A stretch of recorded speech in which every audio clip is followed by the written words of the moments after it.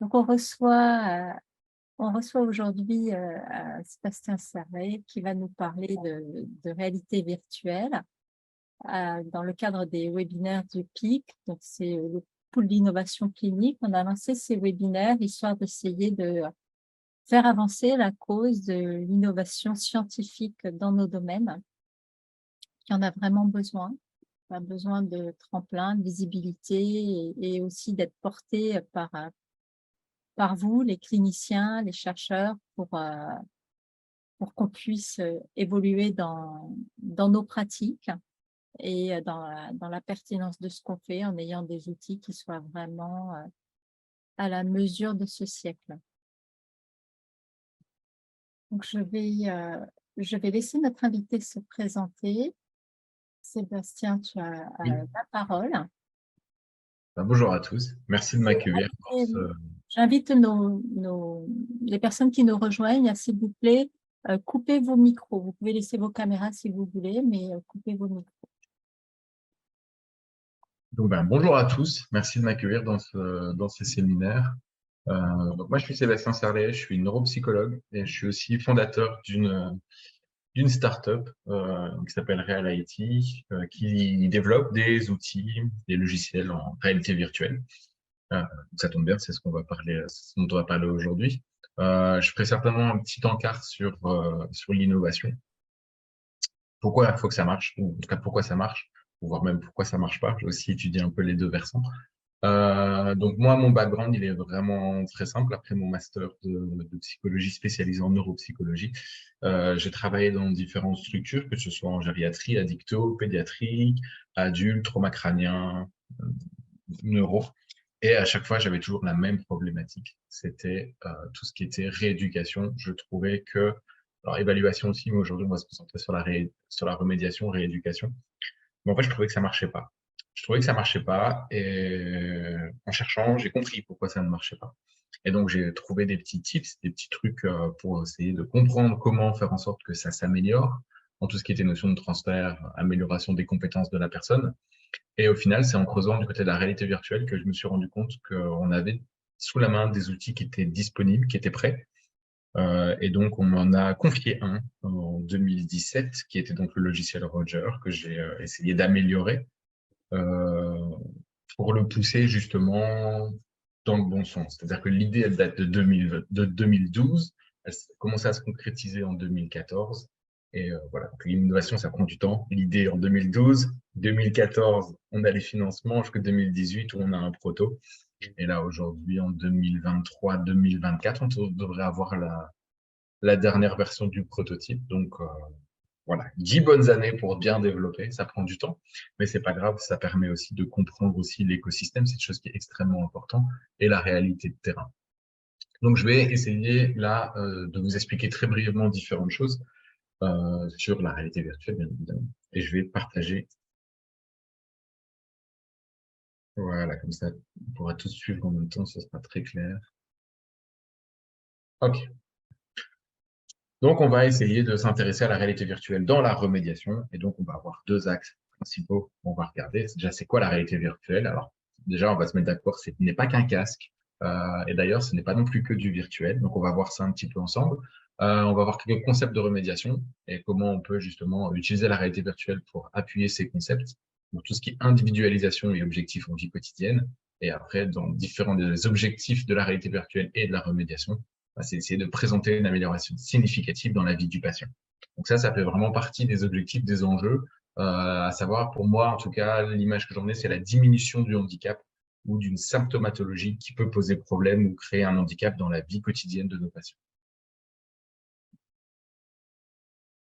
Alors, il y a plein de petits post-it que je me suis posé, souvent des questions que j'ai à droite à gauche sur la réalité virtuelle. Alors déjà, moi, j'aime pas la traduction. Virtual reality en anglais, j'aime bien, mais la traduction française, j'aime pas. Parce que virtual en anglais, pour ceux qui parlent très bien anglais, vous savez que ça veut dire presque ou pratiquement. Ça veut pas dire virtuel dans le sens numérique. Si on prend l'exemple en anglais, penetrating the fortress is virtually impossible, ça veut tout simplement dire que rentrer dans la forteresse est pratiquement impossible. Donc là, on n'a rien de virtuel. Et en français, on a aussi cet exemple-là dans le football, par exemple. On dit souvent l'équipe est virtuellement, j'ai fait une erreur, virtuellement qualifiée. Ça veut bien dire ce que ça veut dire. Ça veut dire qu'on est presque qualifié, on n'est pas à grand-chose. Donc, si on devrait traduire, on serait sur une réalité presque. Donc, l'objectif de la réalité virtuelle, donc la virtual reality, c'est de créer une presque réalité, ou en tout cas quelque chose qui se rapproche le plus possible de la réalité. En psycho, on appellerait ça peut-être un environnement vicariant, et encore, on peut débattre sur ce sujet.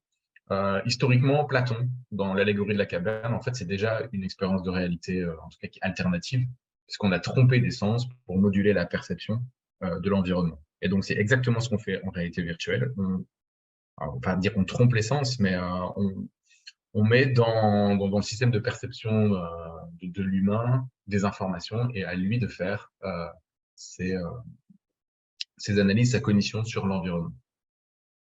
L'objectif, surtout en réalité virtuelle, pour parler de réalité virtuelle, c'est de pouvoir voir et agir. C'est-à-dire qu'il va falloir au minimum 2 sens se stimuler pour une immersion qui est efficace. Donc très souvent, on fait la vue et l'audition. Ce sont des choses qui sont assez simples à mettre en place, même si on développe de plus en plus des systèmes olfactifs qui fonctionnent super bien au niveau de la mémoire. Mais après, en contrepartie, il faut surtout être acteur ou actif. Si par exemple, je suis juste dans un casque et que je vois sans bouger des choses qui défilent, ce n'est pas de la réalité virtuelle. On peut parler d'un cinéma immersif, d'images immersives, mais ce n'est pas de la réalité virtuelle. Tant qu'on n'est pas acteur, qu'on n'a pas la possibilité de moduler l'environnement par d'autres comportements, on ne peut pas parler de réalité virtuelle. Après, il y a un concept qui est extrêmement important et fondamental, c'est qu'on active constamment la boucle perception, cognition, action. C'est-à-dire que à partir des systèmes d'immersion, je peux jouer sur la perception que j'ai de l'environnement. Je touche pas à la cognition parce que ça reste propre à la personne avec qui je travaille. Et cette personne-là, elle a la possibilité d'être en action dans l'environnement. Donc cette action va moduler l'environnement. Donc on va avoir une nouvelle perception, une nouvelle cognition et ainsi de suite. Et en fait, constamment, cette boucle, elle doit fonctionner, ce qui permet du coup à la personne de faire travailler sa cognition ou de pouvoir, on va pouvoir engager des stéréotypes, des demandes d'action, de pouvoir travailler sur des stratégies, etc. On doit vraiment pouvoir se focus autour de cette boucle perception, cognition, action. Ensuite, il y a d'autres règles aussi qui ont été imposées par la suite. Donc, c'est d'avoir les 3 I. Donc, c'est immersion, interaction et interface. Donc, immersion, bien évidemment, ce sera sur un continuum. C'est-à-dire si je suis plus ou moins immergé dans l'environnement. L'interaction, c'est l'action que je vais pouvoir faire dans l'environnement. Est-ce que bouger ma tête, est-ce que ça va te demander de bouger mon bras? En fait, ça va dépendre de vos objectifs. Si par exemple, on travaille au niveau de la rééducation motrice, on va plutôt essayer d'avoir des systèmes d'interaction hyper précis au niveau moteur, alors qu'à l'inverse, si on veut travailler sur des systèmes plutôt si on veut travailler sur une immersion forte pour pouvoir induire fortement une émotion, si on veut travailler dans les TCC par exemple, il va falloir qu'on augmente le système d'immersion, mais on pourra se permettre de baisser le système d'interaction. Et tout ça, en fait, c'est ce choix, ce sont les interfaces, donc c'est les outils qu'on va choisir pour percevoir ou agir. Ça, c'est vraiment ce que le professionnel doit choisir par rapport à ses besoins et ses objectifs.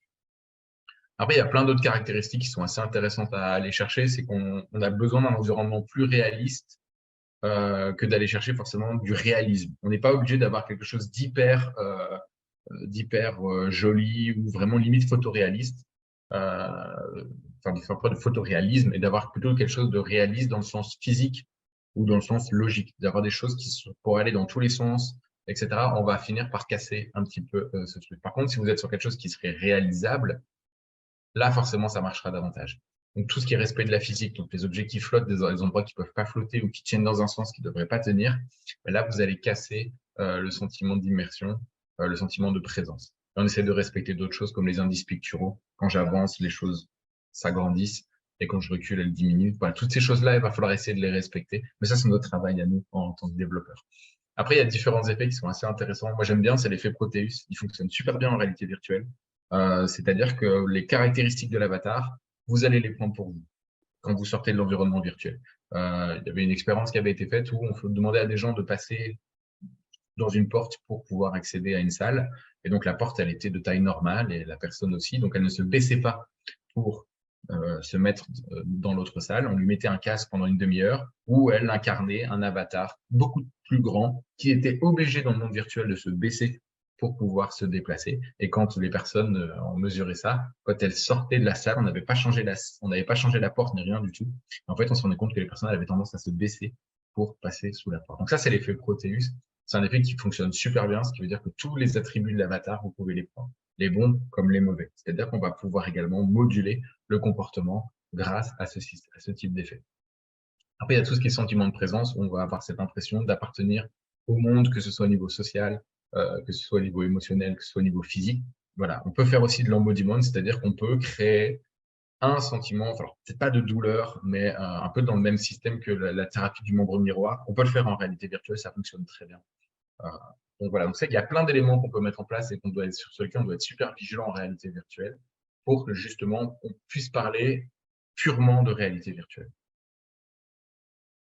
Donc, c'est le schéma qu'on doit suivre systématiquement. Je ne peux pas aller trop dans le détail, mais voilà, on voit bien qu'ici l'objectif pour nous, c'est de simuler l'activité de l'homme dans un monde virtuel via ces schèmes, ces métaphores, ces processus cognitifs, et de l'autre côté, des logiciels en réalité virtuelle avec tout ce qui est modélisation comportementale, réalisation physique, des logiciels en temps réel. Et au milieu de tout ça, donc on a une immersion pour tout ce qui est centre nerveux et interface sensorielle, tout ce qui est stimulus sensoriel, c'est géré par l'immersion.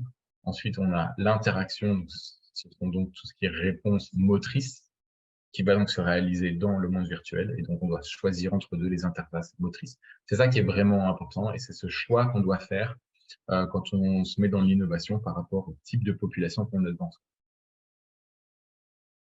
Alors, l'immersion, c'est là que les débats s'animent très souvent.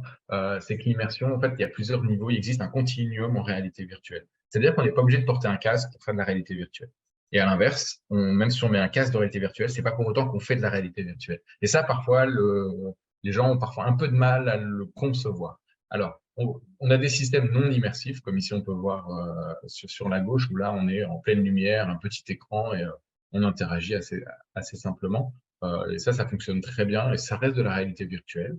Ensuite, on a les systèmes semi-immersifs. Donc là, ici, c'est le système TORP à l'Imaginarium de Tourcoing, qui appartient à l'Université de Lille et au laboratoire, si je ne dis pas de bêtises, Escalab. Donc voilà, c'est un écran 180 au bas, 180 gauche-droite, une sorte de demi-sphère, mais un petit peu aplati.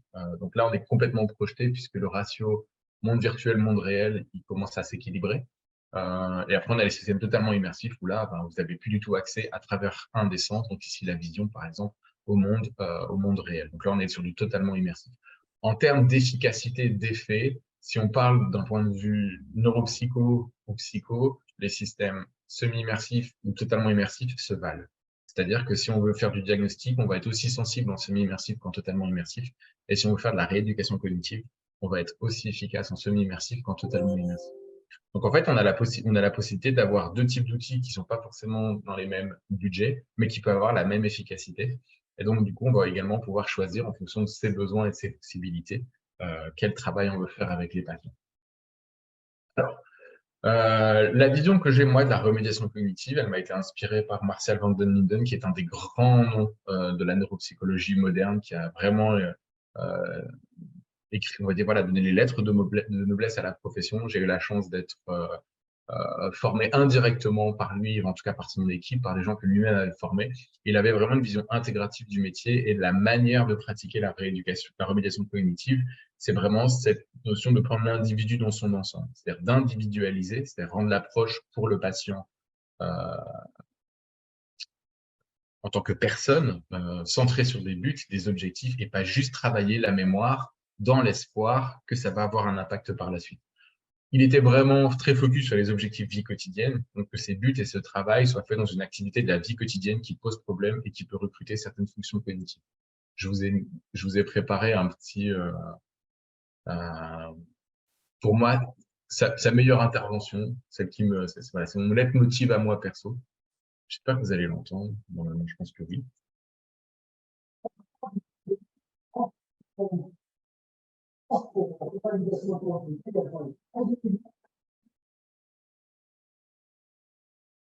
Le son est très mauvais, on a beaucoup de mal à entendre. Alors, je vais essayer de voir si j'arrive à mettre un sous-titrage. Voilà.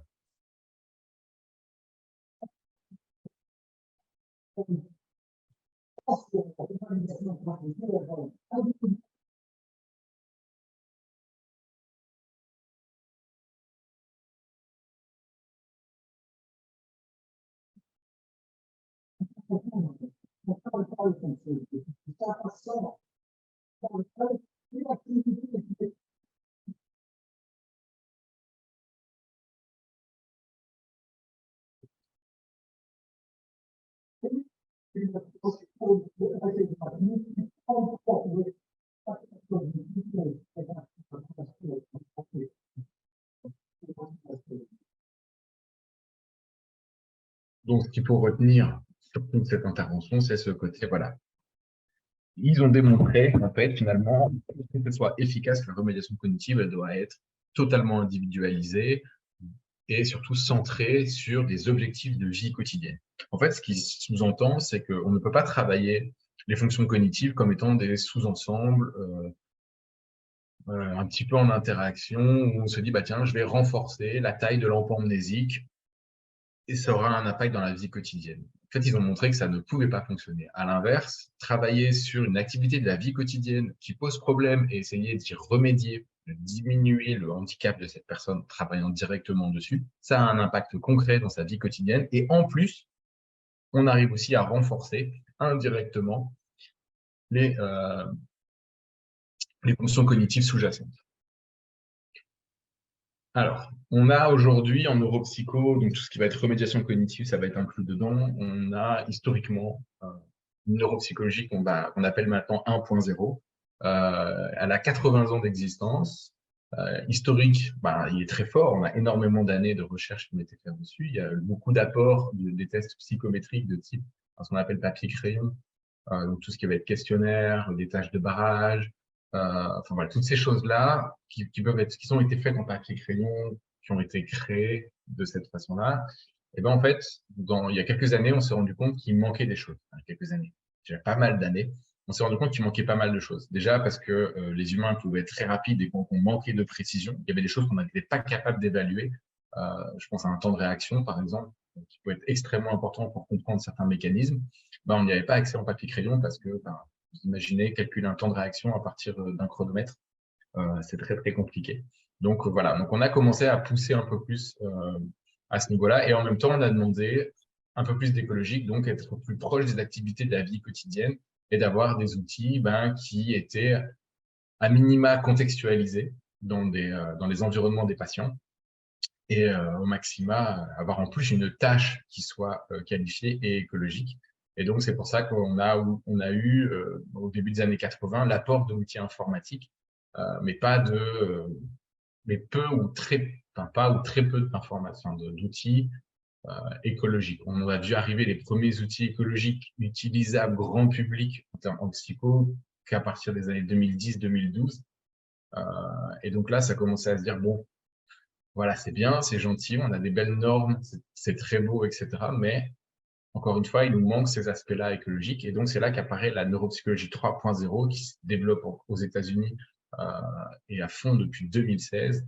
Et même encore déjà avant, on peut trouver quelques traces où voilà, on demande l'utilisation d'environnements en réalité virtuelle pour rendre des tâches écologiques proches du quotidien et pour également pouvoir intégrer d'autres approches, le G, les biomarqueurs, et alors maintenant encore plus d'intégrer également des intelligences artificielles pour combiner ces éléments-là afin d'avoir une approche intégrative la plus complète possible.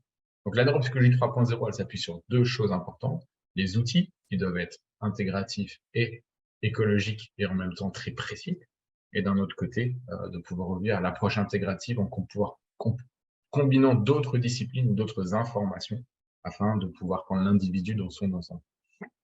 Donc, c'est là qu'en fait, nous, on se dit, tiens, OK, il va falloir passer maintenant du 2.0 qui est bien installé. On voit beaucoup d'outils informatisés qui existent et qui se développent, donc ça, c'est super chouette.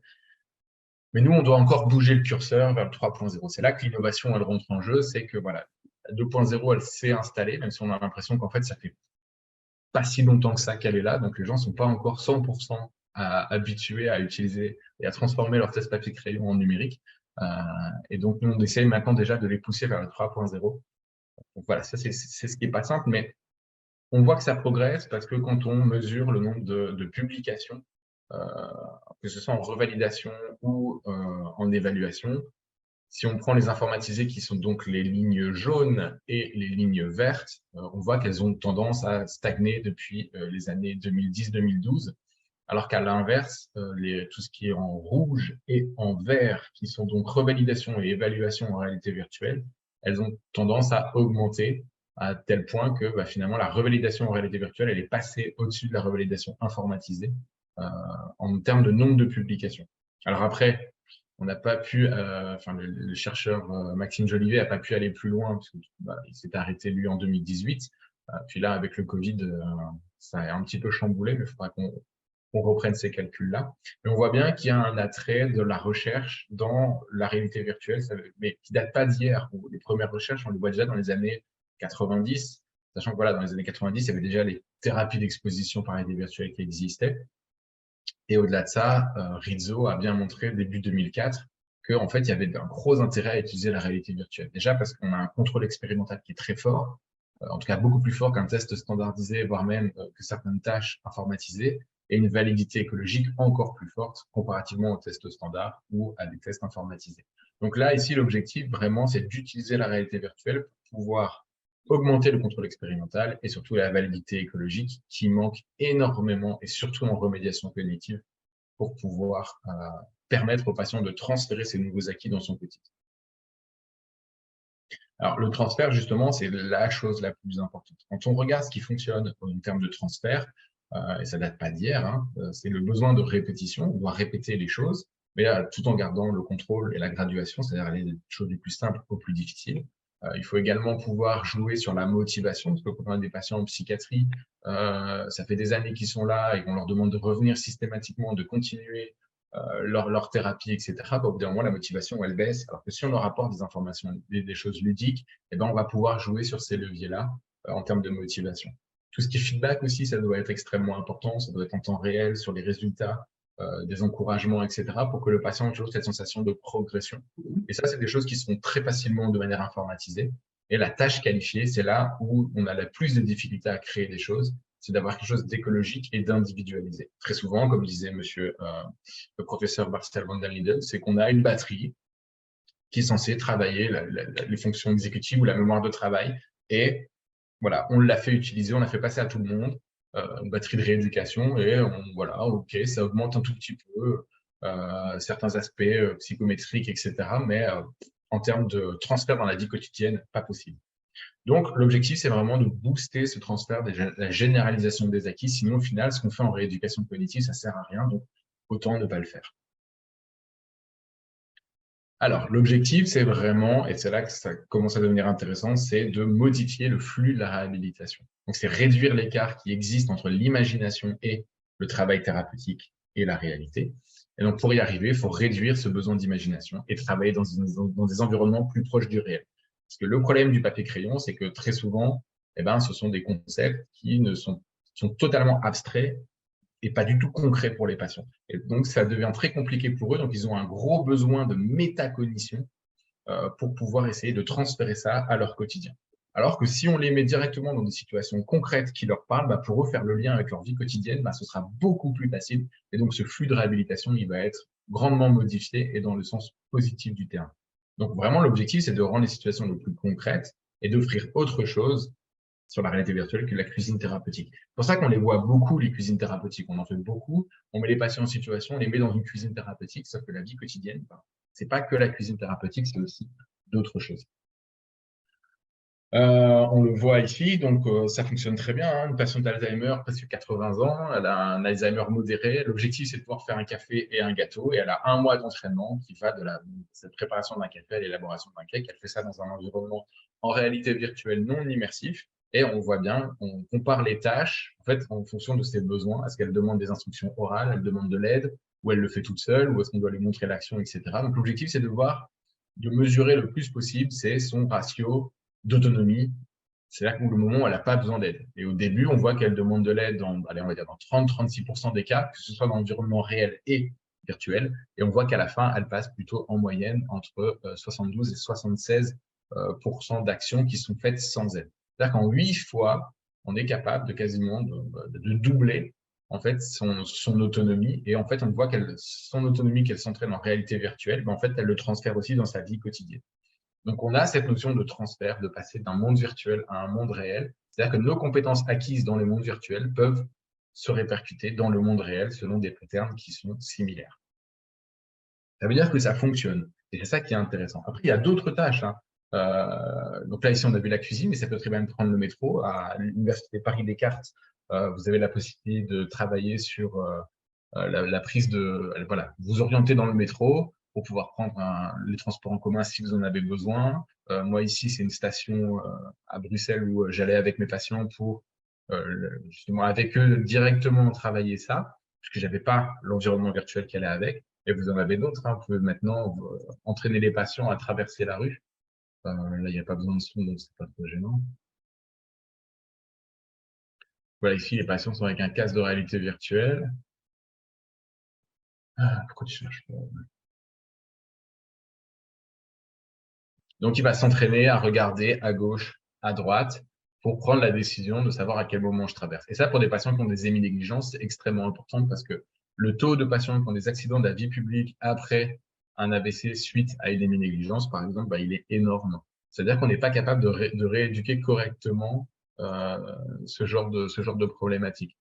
Donc, il va avoir, voilà. Et donc, dès qu'il est décidé, il peut traverser. Et donc, ça veut dire qu'on est capable d'apprendre à des patients à s'entraîner, à traverser en totale sécurité ce genre de choses. Et l'avantage de ces paradigmes, c'est qu'en fait, après, on peut sortir dans la rue et on peut tester ça avec les patients en totale sécurité, bien évidemment. Et c'est beaucoup plus intéressant parce qu'on peut jouer sur différentes métriques. La taille, les déplacements, les trafics, s'ils vont un seul sens, dans les deux sens, etc. Et même la vitesse. C'est vraiment intéressant de pouvoir jouer sur ce genre de choses. Là, on entraîne le patient en totale sécurité. Et donc, l'objectif, c'est vraiment, comme vous avez vu, c'est d'être sur la tâche qualifiée. Ici, je vous ai mis des exemples d'outils qui sont faits qui sont pas du tout des tâches qualifiées, mais plutôt des exercices de rééducation cognitive, plutôt de stimulation cognitive.